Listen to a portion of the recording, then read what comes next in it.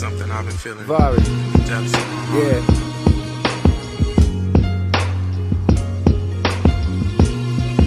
Yeah. God is real and he using me for a bigger purpose. So fuck the world that would have you think that a nigga worthless. Sometimes I think that these verses can help a person way more than the ones they reading in churches on days of worship. No disrespect to the Lord and Savior, that ain't just ego. I just observed that the words no longer relate to people.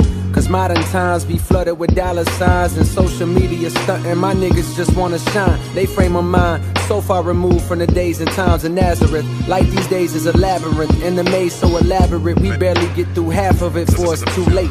My niggas is felons from selling weight in more than 2 states. 2-2 in his waist before he could even shoot straight. Quick to draw on you like Aaron McGrew, the nigga who fake.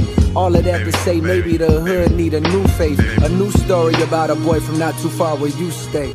Want you to fly, want you to fly, want you to fly, want you to fly, here we go.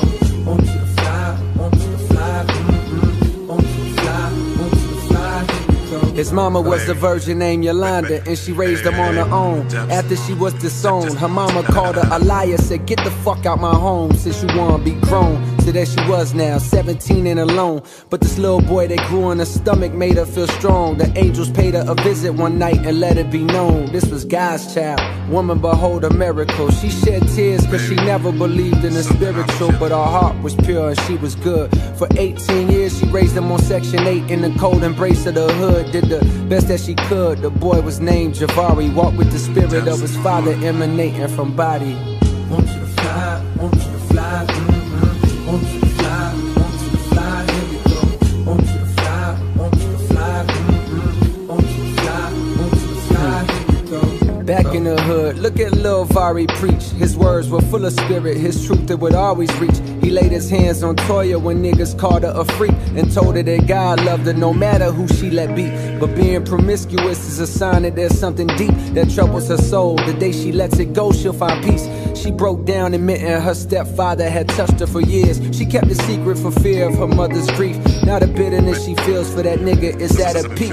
And her lack of self-esteem is the reason that she would sleep with anybody and not think twice. Javari spoke calmly, instructing her to forgive her stepfather. Though he was wrong, he was sick, afflicted by evil. But the power to switch how you feel about people who hurt you is truly a gift. The thing that can make you rich or keep you down in the ditch. If you refuse to let go of the ground, then how can you lift into the sky where you belong with the Most High? Now wipe those tears from your eyes. My father wants you to fly. Want you to fly, want you to fly, want you to fly, want you to fly, here we go.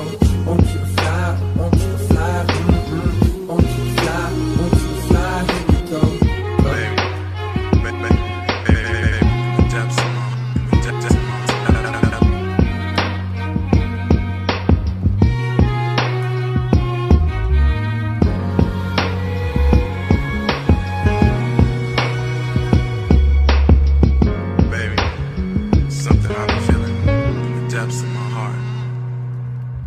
Back in the hood, Javari built up a following. Niggas put down they pistols eventually and stopped swallowing Molly pills. Instead, now they bodies filled with spirit. 12 little homies soaking up every word that they hearing. The neighborhood done changed in attitude and appearance. Police dumbfounded by lack of crime and they swear it's a fluke.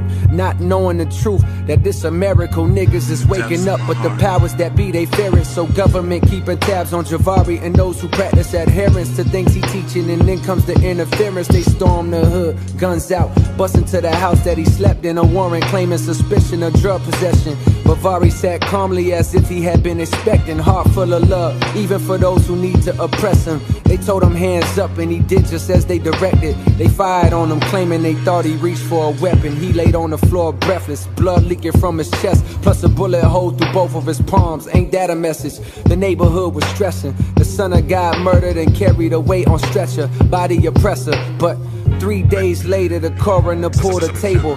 And what happened next is like something you see on cable or hear in a fable. He was suddenly able to open his eyes. Look at him rise, the coroner was surprised, Without a word, Javari walked out, went straight to the hood. The people couldn't believe it, they froze right where they stood. As he walked by, shining like a million diamond chains, God flowing from every inch of his frame. He said, hear me out, my niggas, let me be your proof. My father is real, and through love, homie, peace can be found in the veil. I died for you so that one day you would be able to see you a child of God just like me.